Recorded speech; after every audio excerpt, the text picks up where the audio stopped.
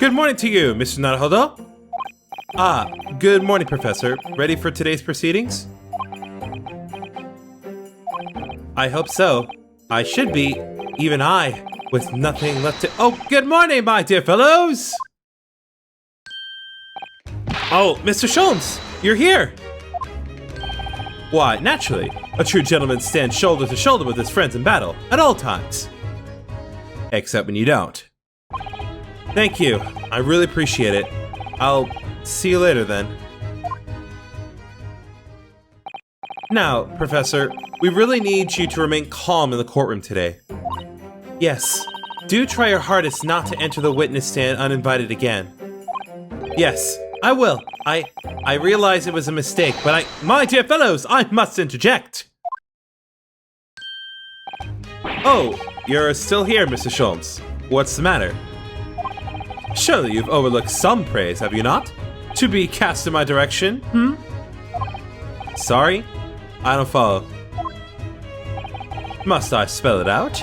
I, the great Herlock Sholmes, the greatest detective of worldwide acclamation, aroused at some ungodly hour to be here now, first thing in the morning. A miracle, you must agree. Well, if I must agree, then... As you know, my sleep is quite impregnable. Iris had to employ her full gamut of tactics. She pulled the covers off, shook me, poked both cheeks, punched me, and kicked me from the bed. Then she poured a boiling cup of her latest experimental blend on my face, and at last I was bestirred. Iris? Oh my, Iris has been busy. Iris doesn't have it in her to go that far. She's too nice. I sense the spirit of a fellow scientist, one who relishes the infinite possibilities of blending tea. I'm the one worthy of praise here, not Iris. This is my victory. Sorry to cut in. Oh, Inspector Gregson. Good morning. Gregson, my dear fellow, why the grim expression at this delightfully early hour? Oh, I don't know. Maybe because I've been confronted with a grimmer expression, eh? Dear me, are you going to take that insult lying down, Professor? What? What? I don't know! Poor Professor. Anyway, here's the paperwork you asked for. What paperwork? I took the liberty of requesting it yesterday. I have a feeling it may prove useful. You wouldn't believe the hoops I had to jump through to get this brought out of the archives. It's the professor's autopsy report. That mass murderers? Who killed 5 members of the aristocracy. He was found guilty in a closed trial 10 years ago now. It was all done under wraps. And he was quickly executed soon after the trial. It's all in here. The killer's autopsy report has been entered to the court record. The autopsy report of the mass murderer known as the Professor, who was tried and found guilty by a closed trial 10 years ago. Alright. I don't know what to say. Thank you, Inspector. Yes, much obliged, Gregson. Us lowly lot at the yard are just doing what we can. The shadow of the great detective Sholmes, of course. Or in the shadow.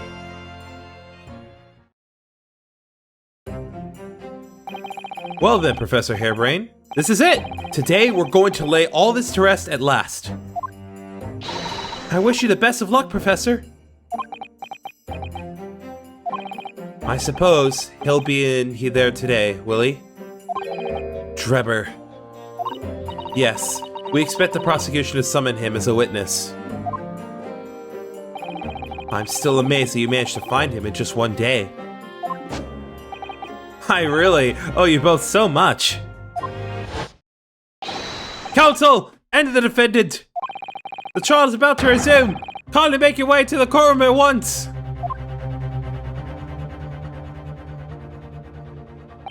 This is it then. The final chapter. Funny, my heart's racing a little. I've not felt this before, actually. It's a strange foreboding. As if something's going to happen in this trial that I'm not ready for. But I can't let that distract me from the only thing that really matters. Finding the truth.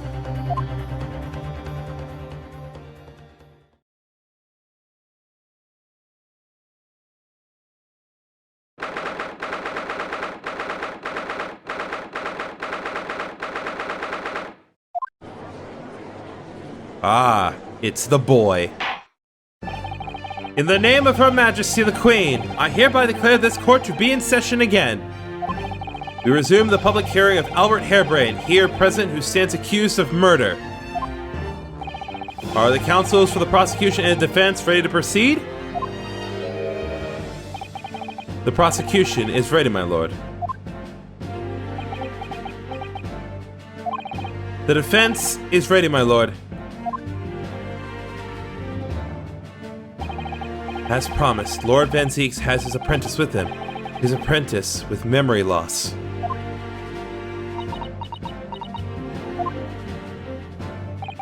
If I may, Lord Van Zieks. Yes, my lord? There appears to be someone standing at your side.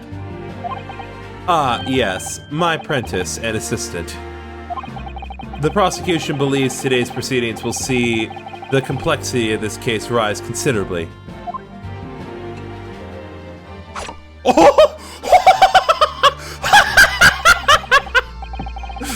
Yes! I therefore instructed my assistant to ensure the smooth running of the trial. Oh my god, that was awesome! And the smooth running of liquid refreshments, by the look of it. The way he holds himself, the way he moves. He couldn't be anyone else. But he's still suffering from amnesia, so there's really nothing we can do at the moment. I know, but oh, this is so very hard. It would appear the prosecution has done a fine job in responding to the demands of the court made yesterday. I understand you have successfully secured the engineer who disappeared from the scene on the day in question? Yes, my lord. I intend to call him as a witness shortly. Very good, very good. Now then, ladies and gentlemen of the jury, who have been chosen at random to represent the will of the people in this courtroom today? Are you ready and willing to proceed?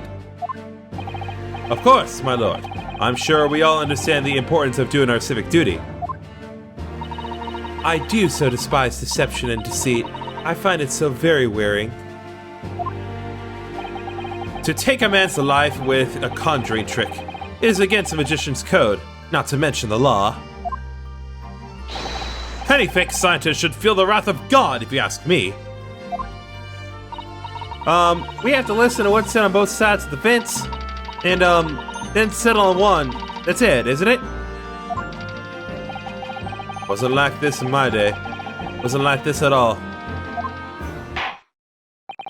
If all parties are ready to proceed, you may begin, Lord Van Zieks.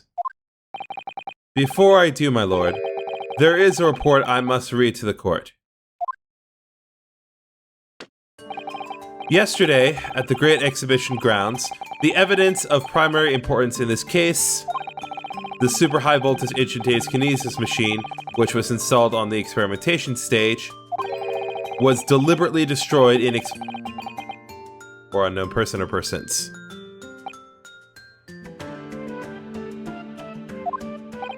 It was what? An explosion? This is an outrage!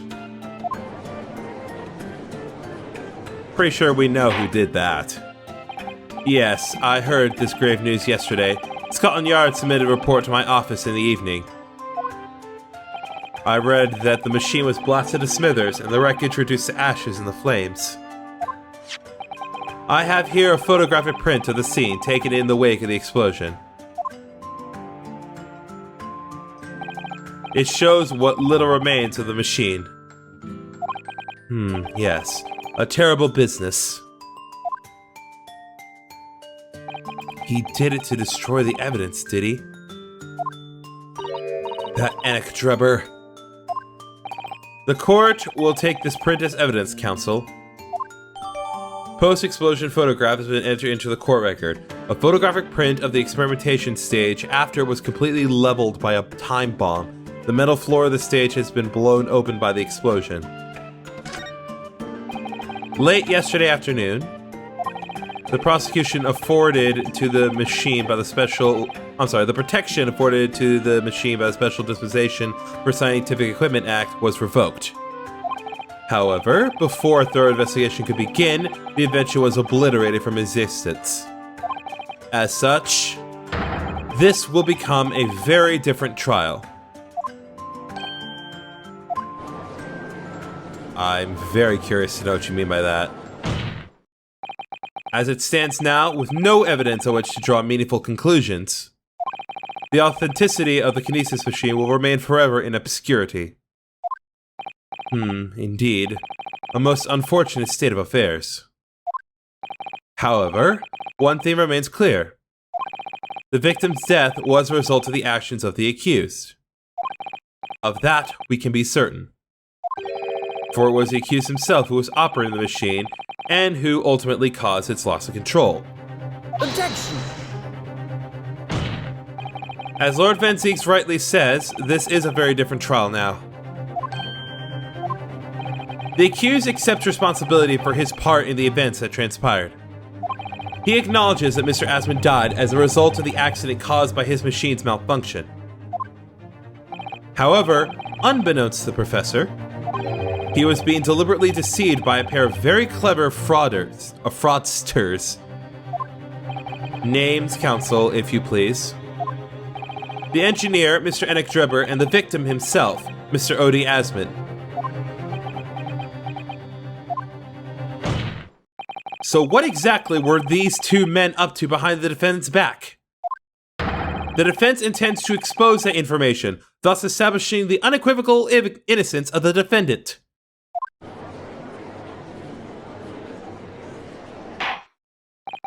Thank you, counsels. The positions of the prosecution and defense have been clearly stated. Lord Van Zieks, summon your first witness, please.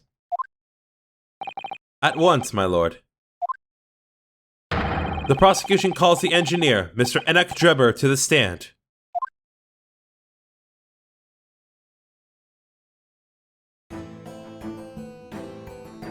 State your name and occupation for the court. Name, Enoch Drebber. Occupation? Hard to pin down, I would say. See that black monocle?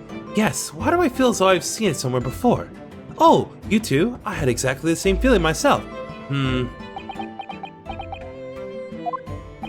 Your file indicates that you are currently being investigated in connection with another case. The theft of a waxwork model, is it? A most extraordinary sounding business. But that has no bearing on this trial, I assure you. Cleave it from your mind.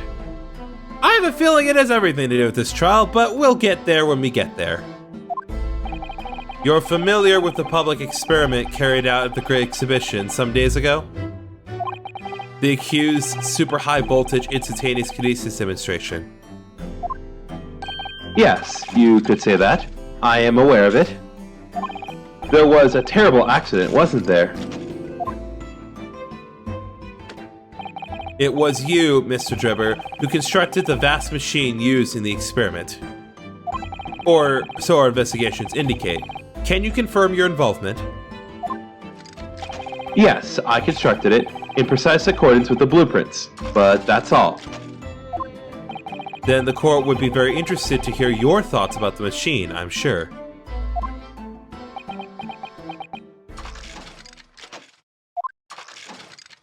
God, his moves are so weird. What are you? An amazing device, if you ask me. The pinnacle of modern science, making instantaneous kinesis a reality at last. What? Good gracious! Do you mean to say that the experiment was bona fide? Is that your belief, sir? Yes, that is very much my belief.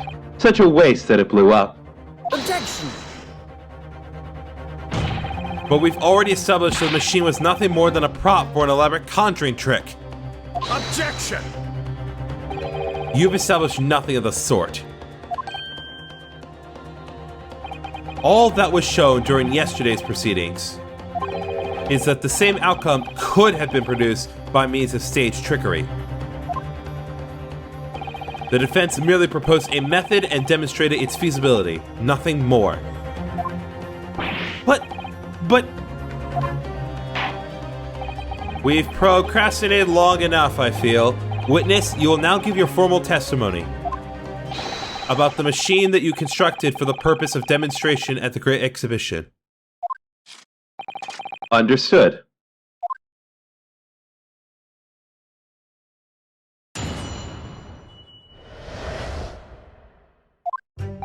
I met the young professor approximately 1 year ago through Mr. Asmund's introduction. He provided me with the blueprints, and I constructed the machine to his precise specifications. It was no trick. If the whole show was a fraud, it would have required a body double. Tell me, did the victim have a twin?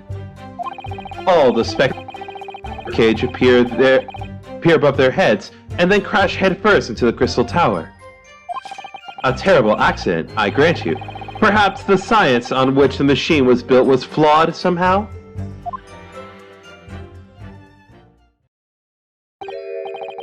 A body double? That goes without saying, surely. To give the impression that something has moved when in reality it hasn't. It's a basic conjuring principle. The deception cannot be achieved without substituting the original with a fake at some point in the performance. But would I be right in saying you haven't managed to establish anything along those lines? Incidentally, the prosecution has already confirmed that Mr. Asmund had no twin siblings. It's my understanding that this witness is well versed in conjuring artfulness. But such talents do not indicate that he was actually able to accomplish what he claims. Namely, the construction of what, by all accounts, must have been an extremely complex scientific machine. Whatever do you mean? Yesterday's proceedings brought the true nature of your past exploits to light, Mr. Drebber. Indeed it did, my lord. As a swindler who preys on innocent scientists to elicit government grant money through conjuring know-how. Yes, it's true that I possess considerable knowledge of stage magic. But crucially, my scientific knowledge more than matches that of any academic in the field. Investigation of the witness's workshop attests to that claim, my lord.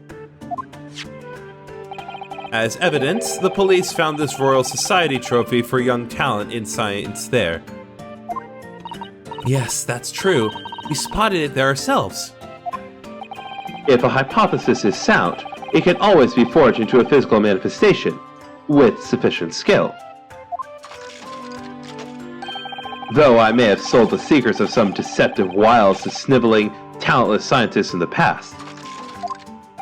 Would you therefore assert that the explosion of the machine was an unfortunate accident, or of course, a deliberate act of murder carried out by the misuse of the science? He looks like Sephiroth from behind there. Counsel for the defense. Your cross-examination, please. Yes, my lord.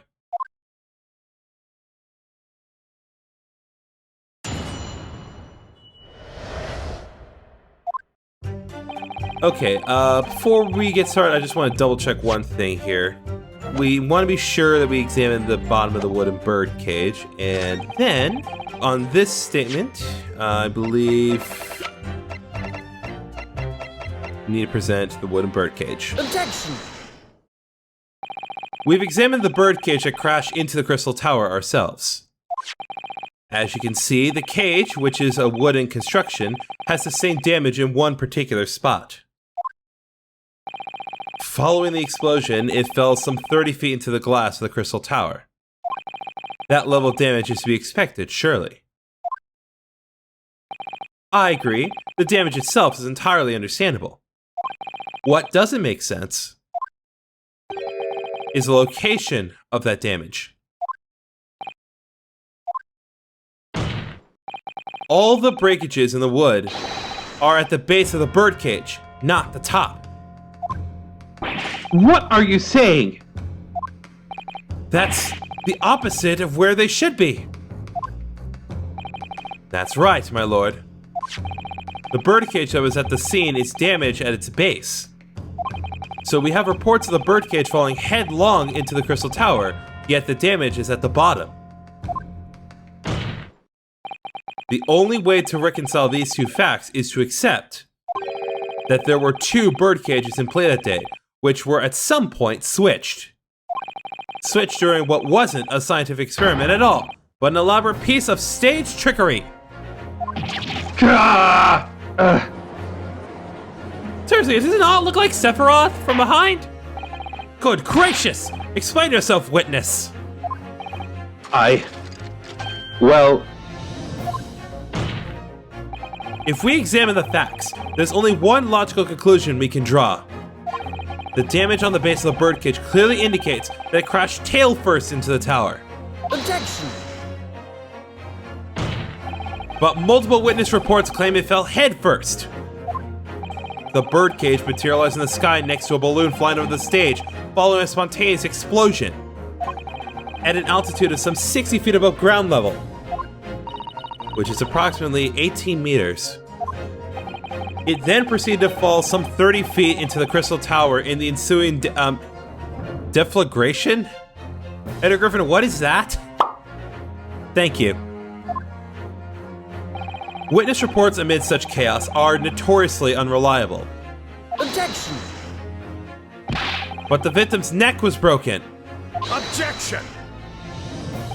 He plummeted 30 feet inside a heavy wooden cage.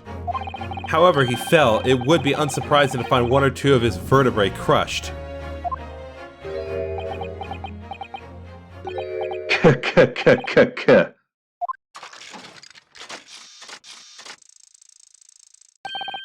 A riveting scientific analysis of events from the prosecution there. Though, to be even more vigorous, you would have to say it was only one vertebra, actually. He wasn't quiet for long. I find it hard to see what's motivating Lord Van Zeeks. This witness is clearly a swindler, and one who deceived a personal friend of his. If you're going to establish his deception, do it right. Sorry? I feel like that's the undertone here. Ah, yes. And there's one more point. The defense appears to have forgotten. It obviously wasn't a trick, as a certain truth very plainly demonstrates. What? It seems to me that the cross-examination had better continue until we resolve this matter. Mr. Drebber, you will amend your testimony with details of this truth. Of course, we must treat the matter scientifically after all. I nearly had him there.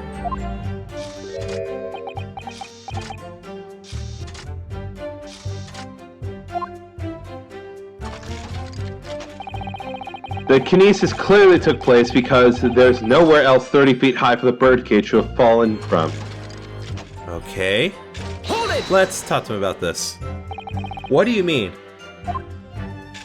Well, before the demonstration began, the victim was alive on stage in front of the audience. Yes, there are lots of witnesses who saw Mr. Asman on the experimentation stage. That's true. And the victim's neck broke as a result of an impact following a fall. Logically, therefore, the victim must have fallen from somewhere. The balloon that exploded was at an altitude of 60 feet. The point of impact on the tower was 30 feet up. That difference of 30 feet is therefore the total distance the birdcage fell.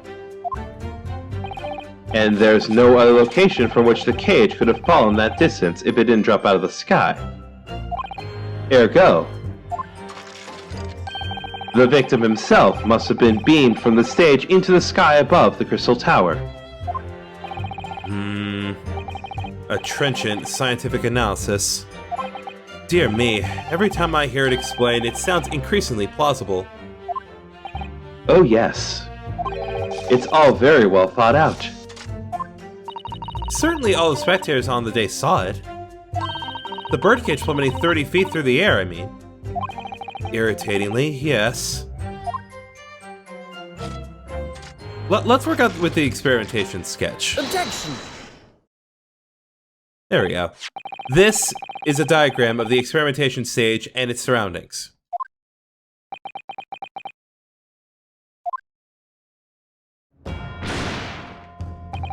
We know that somehow the birdcage appeared in mid-air before falling down into the Crystal Tower. A fall of about 30 feet, or 9 meters. However, if you examine the diagram carefully, you'll see that there is one other possible location from which the birdcage could have fallen. The same distance of 30 feet. No! Well, it appears the defense has a possible explanation to put forward. Go ahead, counsel. Yes, my lord. Of course. You will indicate the place to which you are referencing on this same diagram. The alternative location for which the birdcage could possibly have fallen the requisite 30 feet. Okay, maybe like right here? Take that! There we go. The place I'm referring to is here. But that's where the birdcage would have been to begin with. Which is exactly the point, my lord. Yes, the birdcage was in the machine on the stage. But what we must also consider is the height of the stage itself. Go on, counsel. It turns out that the experimentation stage was built at a considerable height above ground level. If you look at the diagram, in fact, you'll see that it's about the same height above the ground as the balloon was above the crash site.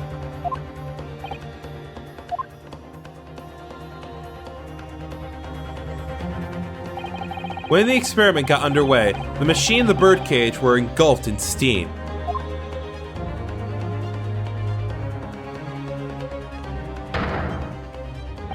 At that moment, the floor of the stage gave way, and if we assume to be a void underneath,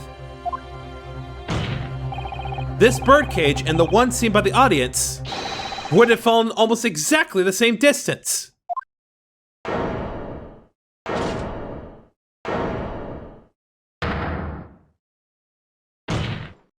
Once again, my lord, this all points to the fact that there was not one birdcage, but two! Objection! My learned friend has no evidence that the stage had such a contrivance in its design. Someone is responsible for the criminal destruction of the kinesis machine itself, it's true. However, the stage still stands. And take a moment to look at the photographic print of the scene following yesterday's explosion. Good lord! The metal grill that formed the floor of the machine is undone! Yes, most likely blown open by the force of the explosion that destroyed the rest of the machine. The defense calls for the space below the stage to be investigated immediately!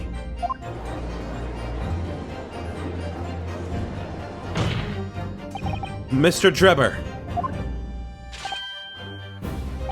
it was you who built the kinesis machine, which means that it was you who built the two bird cages that were used to carry out this deception.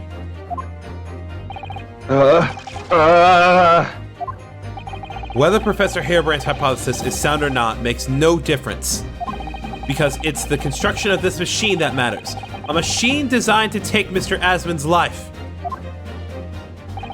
And to lay the blame firmly at the professor's door, something that could only have been carried out by you, Mr. Enoch Drebber.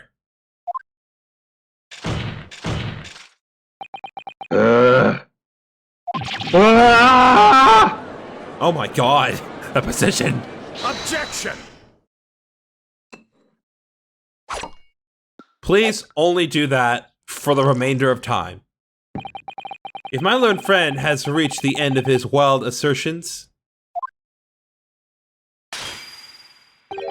the prosecution would like to crush the defense's arguments slowly but surely. Dude.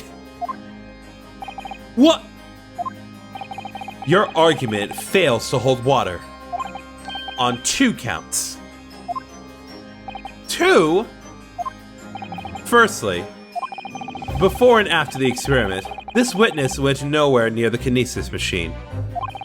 Even relevant member of staff of the exhibition has attested to that, or every relevant member. And I believe members of Scotland Yard have also been on watch duty at every public experiment. In other words, Mr. Drebber had no opportunity to switch the alleged pair of bird cages. Objection! But I've already explained why he wouldn't have needed to. The nonsense with the crossbow, that doesn't bolster your case at all. The man who disappeared from the stage and the man who crashed into the tower are one and the same. The forensic investigation team's report is unequivocal on that point. And the second flaw in your assertion is a distinct lack of motive. Why would this man have wanted to take the victim's life? He had no reason to do so. A motive? Do I have to think of everything myself? I have here a contract provided by the witness. What contract is this, Lord Van Zeeks? The contract into which Mr. Drebber entered with the victim, Mr. Asman. It reads, Mr. Drebber is to receive 30% of all remunerations from the government grants or other income. 30%? Certainly very favorable contractual conditions. But there was one very important provision bolted into that clause. What provision? Mr. Drebber may only uphold this right on condition that both contracting parties are alive. In other words, if either of us were to die, the contract would become null and void. So you see, I had nothing to gain from Mr. Asman's death. The diametric opposite, in fact.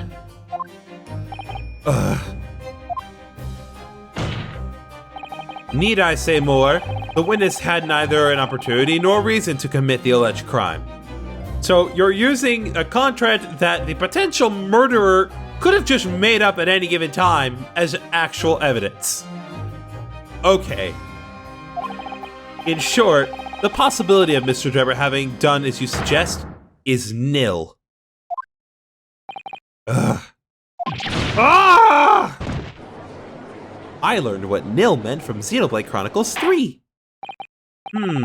It seems the defense's assertion was somewhat wide of the mark. Lord Van Zeeks, you'll submit the contract as evidence, please. Drebber's contract has been entered into the court record. The contract between Mr. Asman and Mr. Drebber detailing the terms by which they would profit from the kinesis experiment. It's true. If Drebber had no opportunity to switch the birdcage under the stage with the one in the Crystal Tower, he couldn't have done it. And in any case, I have no idea what his motive might have been. There is one aspect of your argument that still holds true, however. There were 2 bird cages. The prosecution is unable to deny that. So I'm sure you're on the right lines, Mr. Naruhodo. And I have no doubt there are other aspects of your assertion that there are undeniable truths, too. Well, it would seem that the defense has no rejoinder to offer.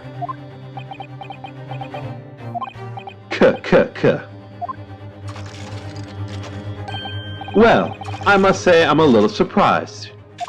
I came here to testify about the machine I built, and instead my reputation is defiled. But here the prosecution's counter has set the record straight, I think.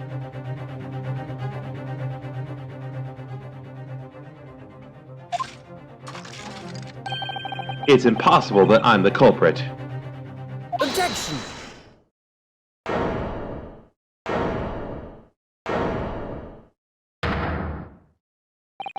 At the beginning of this trial, we believed that there was only one birdcage. Yet now we know there must have been two. In other words, there was more to the demonstration than we realized at first.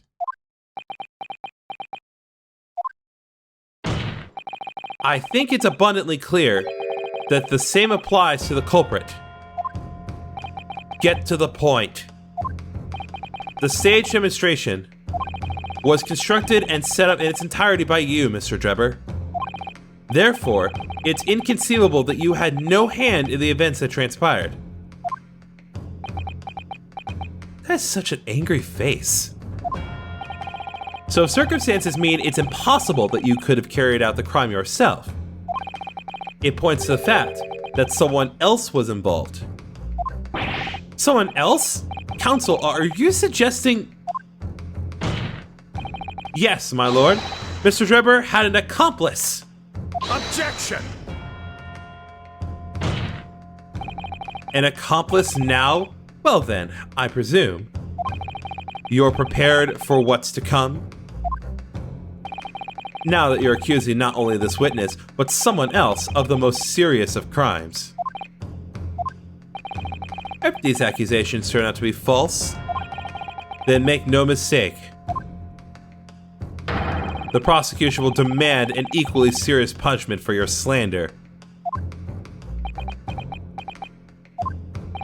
Well, counsel, do you intend to pursue this course and formally accuse another party of involvement in this matter? What do I do here? At the moment, this is little more than a hunch on my part. I don't know for sure if Drebber had an accomplice, or even if he really is the culprit here. Yeah, I'm not 100% sure if Drebber is really the one, because, like, it seems way too obvious, even for an Ace Attorney game. One way or another, though, I have to make my position clear, as a lawyer. So what's my stance going to be? Did Drebber have an accomplice, or not?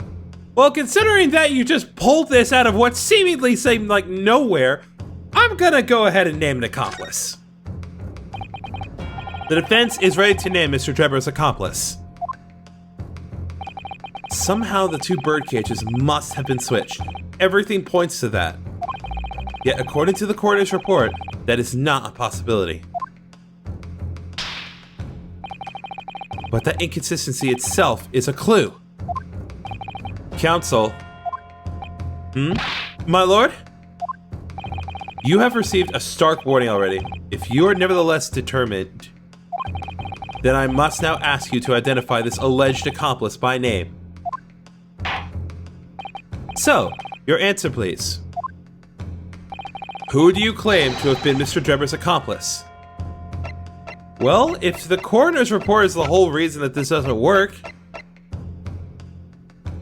it's the coroner. Take that! The name of the person in question is... What's wrong, my Nepalese friend? Well, let me finish a sentence. That's what's wrong here. Surely fear doesn't bind your tongue now. It's a little late for that. Of course I'm afraid. After all, naming her in this capacity is definitely going to make waves. A lot of waves. I could very well turn every single person in this courtroom against me. I'm sure we'll be alright, Mr. Naruhodo. Thank you, Mr. Zato. The enemy always appears larger than life, but you'll appear exactly the same to the enemy. Alright then, here goes. You've kept us waiting long enough. Your answer, counsel, now. The person who colluded with Mr. Drebber in order to carry out this wicked crime is Scotland Yard's coroner, Dr. Courtney Scythe. What the blaze are you talking about? Dr. Scythe? The head of the forensic investigation team and the coroner who conducted the autopsy on the victim?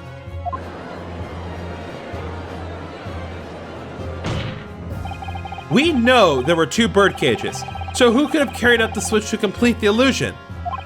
The accident happened in front of a huge crowd of spectators, and the area was immediately sealed off. Then everyone, police officers included, were banished to make their way for the forensic investigation team. When else could the switch have occurred? It could only have been in that team's presence. It's essential that the court determines exactly what happened following the incident. The defense demands that Dr. Scythe be summoned to the witness stand at once to testify.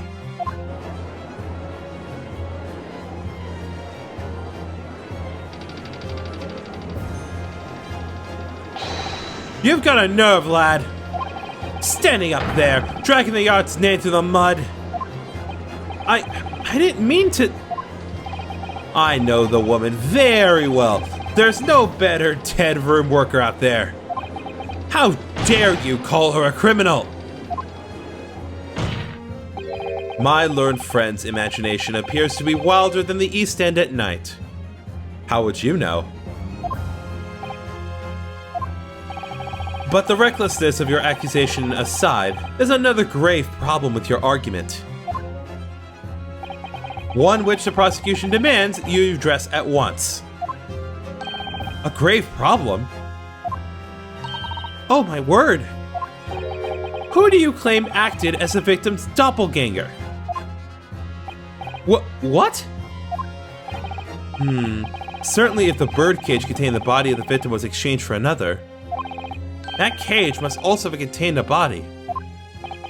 And yet, no missing persons or accidental deaths of anyone even remotely resembling the victim have been reported.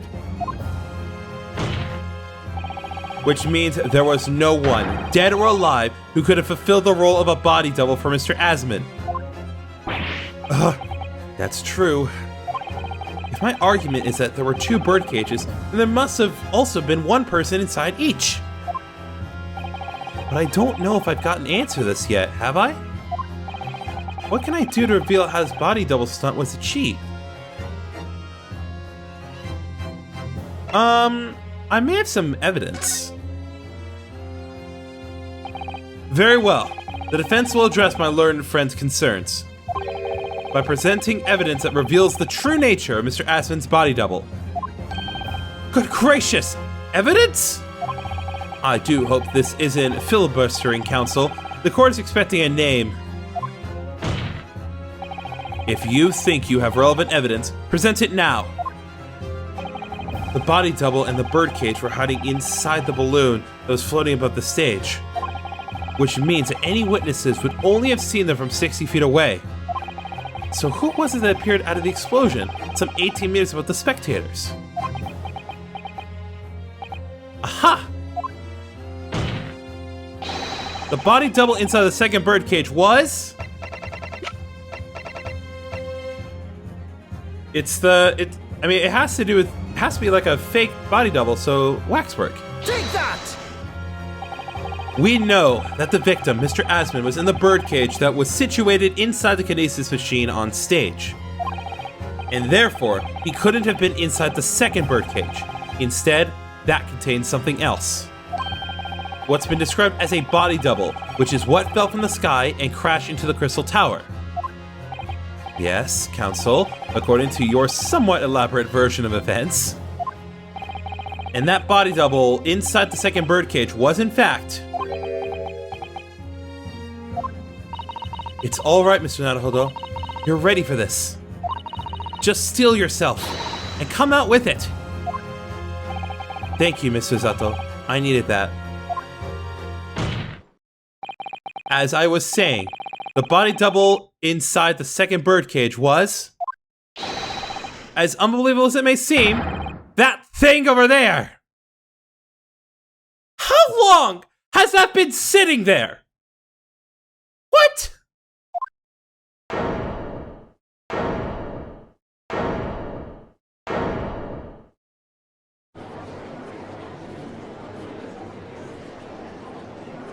Objection!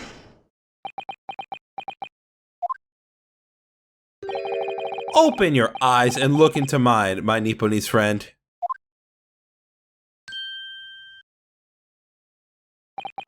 Now tell me, what are you playing at?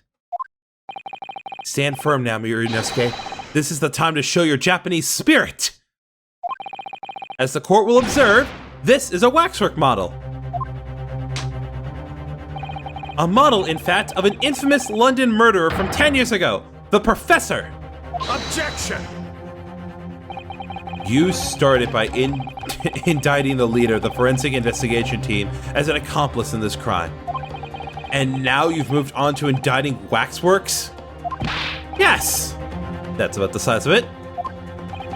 But why? And why this waxwork? It looks nothing like the victim. In fact, it could hardly resemble him less. What possible justification can you give? If you want to know why, ask Mr. Drebber.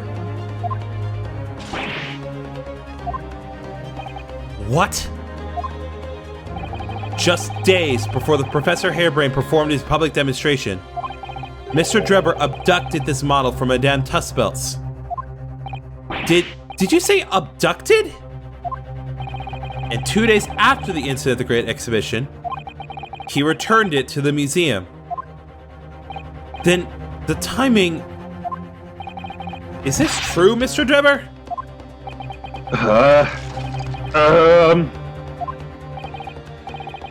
Couldn't see why Mr. Drebber would have stolen the waxwork and then given it back again.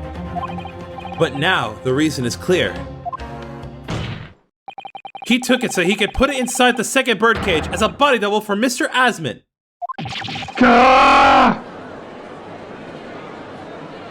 Objection! Are you hearing this, ladies and gentlemen of the jury? Are you hearing the defense's astonishing proposal? That the witness fabricated this vast machine with the intention of deceiving some wretched scientist. That he did so in collusion with the country's finest coroner on a public stage in front of a vast audience.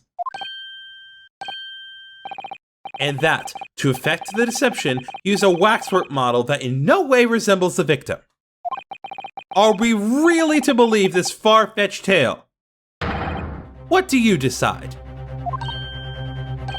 Objection! Wait! Yes, if you put it like that, of course it sounds implausible. My lord? I need to speak, if you please. Go ahead, Mr. Foreman. Myself and my colleagues have reached an agreement. Very good. In that case, ladies and gentlemen of the jury, you will state your leanings for the court to hear now. Guilty! Guilty. Guilty! Guilty! Guilty. Kill me!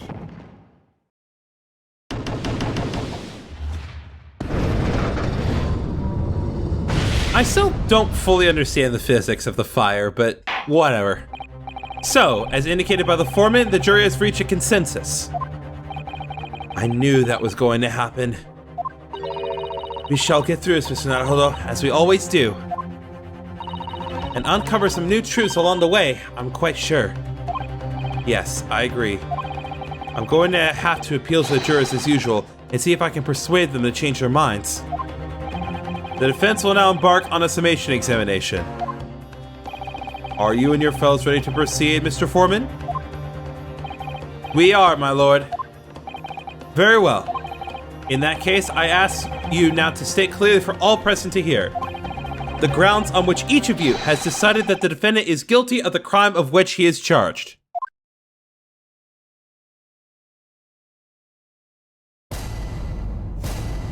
Did that seem a little, too straightforward to you? Normally we have to at least ask for one, but the judge was just pretty much like, yeah, all right, let's just get this over with, do the summation examination, just get right to it.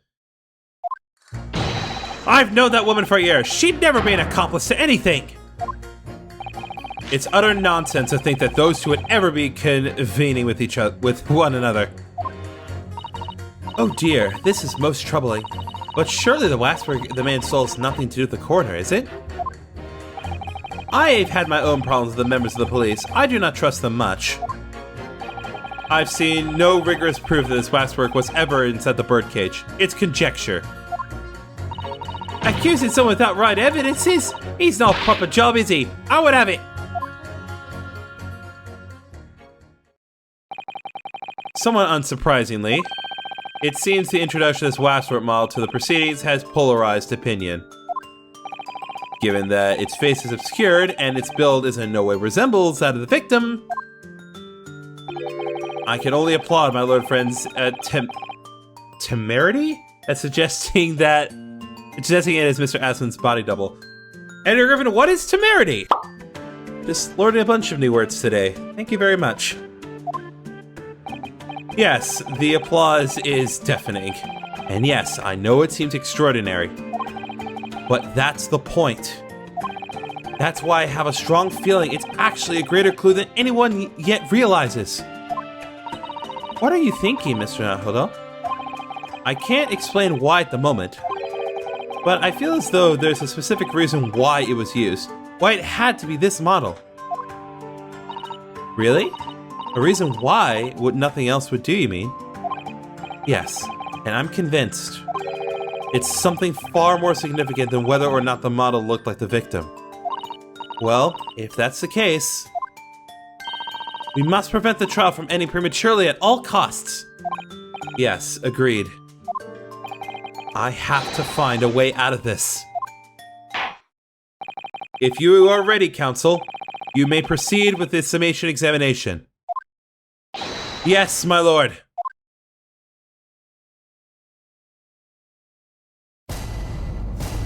Alright, I actually have a plan. So, first of all, why is it in this order? Why is it started with number 6? But anyway, so juror number 3 said he had problems with the police. Let's let's talk about this. What sort of problems? Let's just say we have run into each other on numerous occasions while I've been performing on the street. Right, I see. Obviously, artists as myself cannot appear on stage as we work in close proximity to our audiences. So we perform our great magic in parks, on street corners, and the like. But the police use any excuse to make our lives difficult. Oh! Excuse me. Do you have something to say in response to that, Mr. Ottermole? Who are you calling a mass murderer? No one. Sorry, my mistake. I got confused because I heard you look like him. I don't look anything like the man. You want to be locked up, Sonny? Thanks, Mr. Sholmes. Perhaps we can move on. I was really wondering if you had something you wanted to add in response to what juror number 3 just said. And clearly you do. Back in my day, back in the good old days, it wasn't like this! What was it like, sir? We worked our fingers to the bone to earn the public's trust, we did. And by Jove, we earned it! People respected us back then! Respected you? No one would have called a coroner into question in them days. A coroner's report was the hallmark of an investigation done right. Especially when Courtney Stevens put her name to it. She was the best of the best, and the... Hold on a minute. What are you talking about? Who's Courtney Stevens? Sorry, got a bit carried away there. Stevens is Dr. Sai's maiden name. Her maiden name? So that was before she was married. Of course, yes, silly me. It's Scythe now, isn't it? Stevens. I'm sure I've seen that name somewhere recently. Anyway, the point is, those were the great days of policing, not like now. Sorry to interrupt, sir. But do you think you could change your statement to include that name? Well, yes, I don't see why not. Alright. She was Courtney Stevens when I knew her, of course. A legendary coroner even then. So, now with that in mind, we're gonna pit number 2 against number 6. Objection!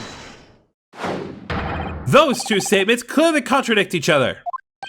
Good gracious! To whose statements you refer, counsel? So, juror number 2. Oh gosh, me? What can I do for you? I presume that you heard what juror number 6 said in his statement. It's brought to light the maiden name of the coroner, Dr. Scythe, which in turn has revealed a connection that wasn't apparent before. Well, naturally, as a woman of society, I find such connections and relationships irresistible. But oh golly, I'm afraid I failed to see what you mean. Dr. Scythe's maiden name is Stevens. And through that name, the coroner is very definitely linked to the waxwork of the killer. The defense has evidence to prove it. My goodness, evidence you say? Oh, how utterly enthralling. Counsel, the court cannot overlook that last remark. I very much hope there is substance to your claim. Of course, my lord. I would ask the court to look at this. The evidence that clearly leads Dr. Scythe to the mass murderer known as the professor. Hold on. Condemned prisoner, student professor, death hanging confirmed. Oh, Courtney Stevens. She's the one who did the autopsy report. That makes sense. Take that! I have here a certain autopsy report from 10 years ago. A 10-year-old autopsy report? What relevance does that have? It is, of course, from the autopsy of the person portrayed in this waxwork, the killer known as the Professor. The Professor's... But the man was a capital offender, so... That's right. This is the certification of death that was drawn up after the convict's execution. The identity of the killer was never made public, so the report gives few details. But what's important is the name of the coroner who wrote it. Courtney Stevens. Oh my! Courtney Stevens? Strike a light! It appears that the professor's autopsy was conducted by Dr. Scythe 10 years ago. And a few days ago, Mr. Drebber very deliberately stole the waxwork of the professor from Madame Tuspel's. A waxwork that doesn't in fact resemble the victim, Mr. Asman, at all. And do you suppose there's some unsavory relationship between those events? Absolutely, I'm sure of it. There's no doubt in my mind that the professor case is at the heart of a link that we've yet to uncover. Between Dr. Courtney Scythe and Mr. Enoch Drebber. Hidden links, mysteries, connections, secret relationships. This is all most extraordinary. We're surely obliged now to explore this further. Alright, well that's one. There's the 3 more. Quite right, we can't let this trial come to an end now. Not while there's this cloud of suspicion hanging over the yard's best coroner. It wasn't like this in my day, but we're still here to uphold justice in the end.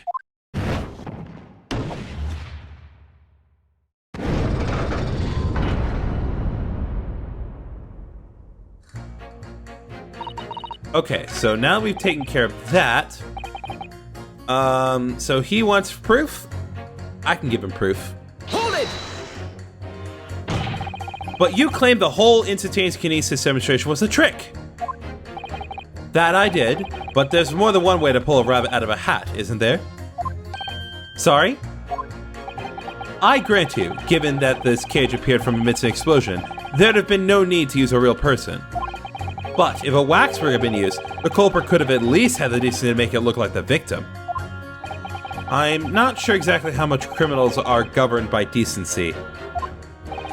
The point is, if you're going to make a claim about that waxwork being inside the birdcage, you need to give us some evidence. Without that, it's just not science. I suppose we should expect nothing less than a logistical argument from a fellow of the Royal Society. But that perhaps means his mind could be changed if we manage to present suitable evidence. Evidence to that Professor Waxwork was inside the birdcage. Can I produce that or not? Yeah, I have something. Actually, I have something I'd like you to see, sir. Oh? I must warn you that I firmly believe it's only wise to trust men in white coats.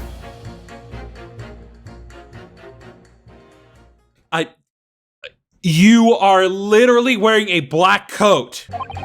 So given your jet black outfit, I don't mind admitting to a sense of trepidation here. So you don't trust anyone in black? Looking in the mirror must be very trying. Okay, well, Ryunosuke, you and I are on the same page once again, so I ain't gonna complain about that.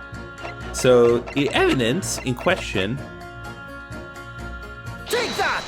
is this piece of glass. What's that? A piece of glass? Though it's unusually thick for glass.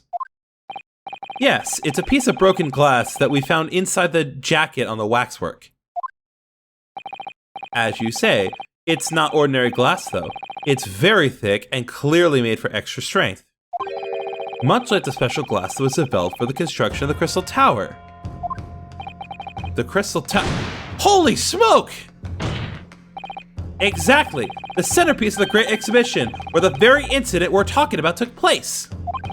On the day in question, the birdcage fell from above and smashed through a window of that special glass. From whence this small piece originated. Is that it? Precisely. So, what do you say?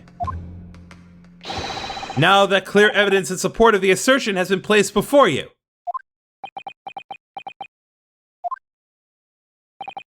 Well, as I said, I only trust men in white coats as a rule. However, when the reasoning is sound, it's fair to say colors shouldn't come into it. I like you now. In light of what you've shown me here, yes, I feel obliged to change my position on the matter. In that case, juror number 4, you will amend your statement now, please. The presence of that piece of glass leaves me a little doubt this waxwork was indeed inside the birdcage. And with that in mind, so now we've established evidence, we're going to pit him against number 5. Objection! Those two statements clearly contradict each other. Good gracious! To whose statements do you refer, counsel? If you could put down your corn for a moment, juror number 5. I refuse. Oh, you mean me? You've pointed out that it's wrong to make an accusation without evidence. But the accusation that the waxwork model was inside the second birdcage on the day in question is not without supporting evidence, as the defense demonstrated to the jurors sitting beside you.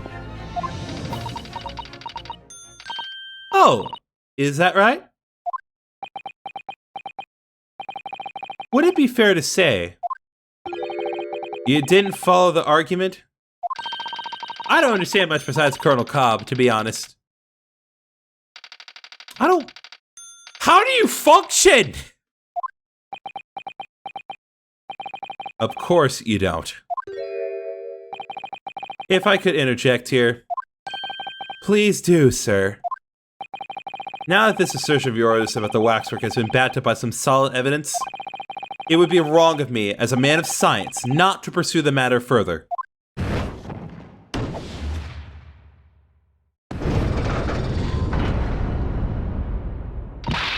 Ah, well, me too then. Sorry? If this brainy gentleman says he's right, then he must be. See, I wouldn't dream of going against Colonel Cobb or anyone who got stuff in between the ears. She hit the thing with her corn. Did she do that the first time? Success! If you can call it that. Thank you, counsel. That will do. As a result of the summation examination, the jury's overall leaning has changed. 2 jurors now call guilty, against 4 who call not guilty. Accordingly, the court has failed to reach a consensus at this time. And the trial must continue. We did it! Oh, well done, Mr. Naruhodo. Another wonderful victory. Let's go, baby!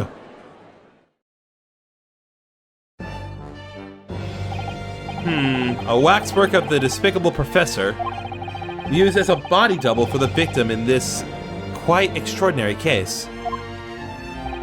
I must say, it's extremely hard to believe the assertion could possibly be true. However, it would appear that it does at least warrant further investigation. It's the waxwork of the professor that links Mr. Drebber and Dr. Scythe. And I'm convinced that there's a special significance to that link. I don't know what you're hoping to prove, lad. I really don't! The truth, sir, by using evidence and testimony. If the court is to delve deeper into the alleged involvement of the waxwork in this case, then the prosecution calls for the owner of the model to be summoned as a witness. The owner? Madame Tuspels. I really thought that Lord Van Seeks would have checked this whole line of inquiry. Very well, I concur. Make arrangements for Madame Tuspels to appear as a witness with the immediate effect. Listen carefully, my learned friend. Oh, yes? You should know that you're on the brink of opening Pandora's box.